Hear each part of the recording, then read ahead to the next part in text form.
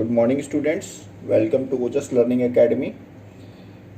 Today I am going to start a series of macroeconomics class 12th. This is lecture 1. So let's start. Economics defined as a study of wealth.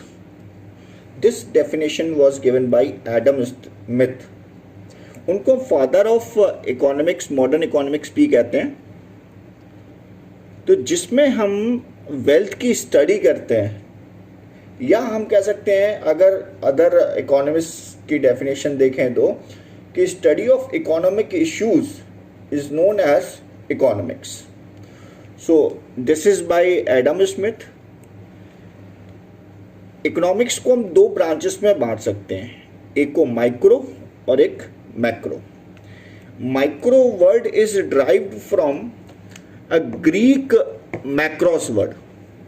ये micro है तो वो macros से derived हुआ है. ये Greek word है, इसका मतलब होता है स्मॉल. जबकि मैक्रो वर्ड है वो भी एक ग्रीक वर्ड मैक्रोस से ड्राइव हुआ है, जिसका मीन्स है लार्ज. तो माइक्रो मीन्स का मतलब स्मॉल, यानी कि हम किसी स्मॉल लेवल पर स्टडी करते हैं. सो उसको डिफाइन इस तरीके से करेंगे. Micro economics is defined as a study of economic issue at individual level. जब भी हम इकोनॉमिक्स की इंडिविजुअल लेवल पर स्टडी करते हैं, जैसे कि 11th क्लास में हमने पढ़ा है, इंडिविजुअल डिमांड है, इंडिविजुअल इनकम है, इंडिविजुअल आउटपुट है, ये सब माइक्रो इकोनॉमिक्स है. जबकि मैक्रो इकोनॉमिक्स, जैसे कि इसका मीनिंग है large, so it's defined as economic issue, study of economic issue as a whole और एट नेशनल लेवल. जिस एग्जांपल है नेशनल इनकम. नेशनल इनकम हम पूरी इकोनॉमी की पढ़ते हैं. अनएम्प्लॉयमेंट या एम्प्लॉयमेंट हम पूरी इकोनॉमी की पढ़ते हैं. पॉवर्टी हम पूरी इकोनॉमी की पढ़ते हैं. तो ये आपके एग्जाम्पल्स हैं मैक्रो इकोनॉमिक्स के. एक दोनों के रिलेशन के लिए एक एग्जाम्पल ले लेते हैं.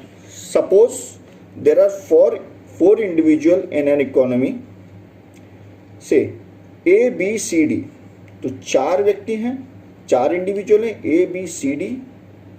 अगर हम इन सभी की इंडिविजुअल इनकम को पढ़ते हैं, इन सभी की इनकम को इंडिविजुअली पढ़ते हैं, तो वो माइक्रो इकोनॉमिक्स कहलाता है. So that is known as micro economics. अगर हम इन सभी इंडिविजुअल इनकम को अगर एज अ होल पढ़ते हैं तो वो मैक्रो इकोनॉमिक्स कहलाता है. जैसे कि ये छोटे से एक फ्लो चार्ट में लिखा हुआ है, इकोनॉमी में 4 लोग ए बी सी डी, इनकी अगर इंडिविजुअल इनकम अगर हम पढ़ते हैं, ए की इनकम, बी की इनकम, सी की इनकम, डी की इनकम, तो ये इंडिविजुअल इनकम्स हैं जो हम पढ़ रहे हैं, तो वो माइक्रो इकोनॉमिक्स है. लेकिन इन सबका हम एग्रीगेट्स पढ़ते हैं, इन सबका सम टोटल इकट्ठा एक साथ मिलकर करते हैं, तो वो हमारी नेशनल इनकम कहलाएगी. तो ये आपका मैक्रो इकोनॉमिक्स है. और इंडिविजुअली पढ़ें तो माइक्रो इकोनॉमिक्स है. सब्जेक्ट मैटर हम मैक्रो इकोनॉमिक्स का पढ़ते हैं. So subject matter of macro economics means इसकी क्या फील्ड ऑफ स्टडी है, हम कहाँ कहाँ इसको पढ़ते हैं. So first of all, I want to tell you that there are 2 major variables of macroeconomics. One is aggregate demand and another is aggregate supply. वहाँ पर microeconomics में हम aggregate demand की जगह demand पढ़ते थे और supply पढ़ते थे. यहाँ हम aggregate demand और aggregate supply पढ़ेंगे. तो देखिए मैक्रो इकोनॉमिक्स का सब्जेक्ट मैटर कहाँ कहाँ हम इसकी स्टडी करते हैं.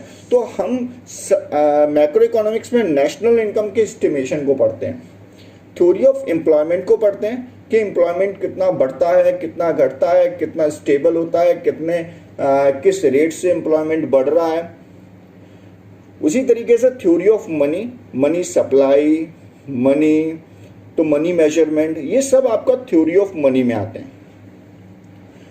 जनरल प्राइस लेवल कि हमारे देश में प्राइस लेवल कैसा है, क्या इन्फ्लेशन तो नहीं है, डिफ्लेशन तो नहीं है, स्टैगफ्लेशन की सिचुएशन में तो नहीं चल रहा है, तो वो जनरल प्राइस लेवल थ्योरी होती है. उसी तरीके से इसमें हम फिस्कल पॉलिसी पढ़ते हैं. Fiscal policy means policy which is implemented initiated by government measures. जैसे बजट एक फिजिकल पॉलिसी है, तो बजट में हम ओवरऑल इंडिया का, ओवरऑल कंट्री का बजट पढ़ते हैं, तो वो मैक्रो इकोनॉमिक्स होगी। वैसे ही टैक्सेशन पॉलिसी, सब्सिडीज पॉलिसी, ये सारी फिजिकल पॉलिसी कहलाती है। नेक्स्ट लास्ट है foreign trade and balance of payment. तो नेशनल इनकम में फॉरेन ट्रेड, जो भी हम विदेशों के साथ ट्रेड करते हैं, वो सारा फॉरेन ट्रेड, उसके बारे में स्टडी करें, कितना ट्रेड है, हमारा स्कोप कितना है ट्रेड का, हमारा वॉल्यूम कितना है ट्रेड का, हमारा फॉरेन ट्रेड बढ़ कैसे सकता है, हमारा फॉरेन ट्रेड क्यों कम हो रहा है। तो वो सारी स्टडी हमारी मैक्रो इकोनॉमिक्स कहलाती है। उसी तरीके balance of BOP, balance of payment. जब हम फॉरेन ट्रेड करते हैं तो हमें पेमेंट मिलता भी है और पेमेंट देना भी पड़ता है। तो कितना पेमेंट आ रहा है, कितना हमें पेमेंट देना पड़ रहा है, तो उसका बैलेंसेस भी हम इसी मैक्रो इकोनॉमिक्स में चेक करते हैं, पढ़ते हैं। नेक्स्ट है significance. Why we study macro economics. तो इसके सिग्निफिकेंस होगा तभी तो हम पढ़ेंगे। तो इसके बहुत मेजर सिग्निफिकेंस क्या है कि मैक्रो इकोनॉमिक्स जब भी हम पढ़ते हैं तो नेशनल इनकम पढ़ रहे हैं, तो नेशनल इनकम में हम ये पता चल जाता है कि हमारी नेशन की इनकम कितनी है। हम पर कैपिटा इनकम के बारे में जानकारी कर लेते हैं, हम GDP के बारे में, किसी भी इकोनॉमी के बारे में बता देते हैं कि अमेरिका की कितनी trillion, more than 20 trillion economy है, 13 ट्रिलियन चाइना की है, हमारे अराउंड 3 ट्रिलियन इकोनॉमी है। तो ये हमारा एक डीप डिस्क्रिप्शन प्रोवाइड करवाती है। तो मैक्रो इकोनॉमिक्स का इंपॉर्टेंट सिग्निफिकेंस है।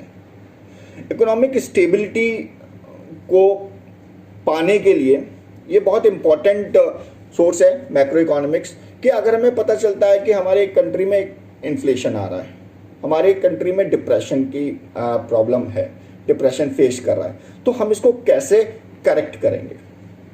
तो जब करेक्टिव मेजर्स हम उतने हम लगाएंगे तो हमारी इकोनॉमी स्टेबल हो जाएगी। उसी तरीके से इकोनॉमी का पूरा डिस्क्रिप्शन आपको मिल गया। इकोनॉमिक स्टेबिलिटी प्रोवाइड करने के लिए हमें एक हेल्प मिलती है कि पॉलिसी को कैसे फॉर्मुलेशन करेंगे, कौन सी पॉलिसी को फॉर्मुलेट करना पड़ेगा। जैसे कभी अभी RBI, अभी कोरोना कोविड-19 की प्रॉब्लम आ रही है, ये एक महामारी है जिसकी वजह से हमारी इकोनॉमी डिप्रेशन में जा रही है, लोगों की परचेसिंग पावर कम हो रही है क्योंकि कमाई के साधन कम हो गए हैं। तो अब RBI ने अपनी मॉनेटरी पॉलिसीज को लागू किया, CRR कम कर दिया, बैंक रेट कम कर दिया। तो ये हेल्प मिलता है हमारी पॉलिसी के फॉर्मुलेशन को। अब देखिए टैक्सेशन कम हो रहा है, बहुत सारी छूट मिल रही है। तो मैक्रो लेवल पर हम जो भी पॉलिसीज को फॉर्मुलेट करते हैं वो हमारी पूरी इकोनॉमी को अफेक्ट करते हैं। तो that is why we studies macro economics. अब ग्रोथ एंड डेवलपमेंट का भी रोड मैप तैयार हो जाएगा। उसी तरीके से हमारी जो मेजर प्रॉब्लम है इकोनॉमी में वो है हमारी पॉवर्टी और एनवायरमेंटल पॉल्यूशन। तो इन प्रॉब्लम्स को भी एलिमिनेट करने में मैक्रो इकोनॉमिक्स बहुत हेल्पफुल है। तो ये हमारा छोटा सा इंट्रोडक्शन है मैक्रो इकोनॉमिक्स को लेकर। सो उम्मीद करता हूँ आपको ये वीडियो पसंद आएगी, सारे पॉइंट्स क्लियर हो गए होंगे। So please like, subscribe and share my channel. Thank you so much.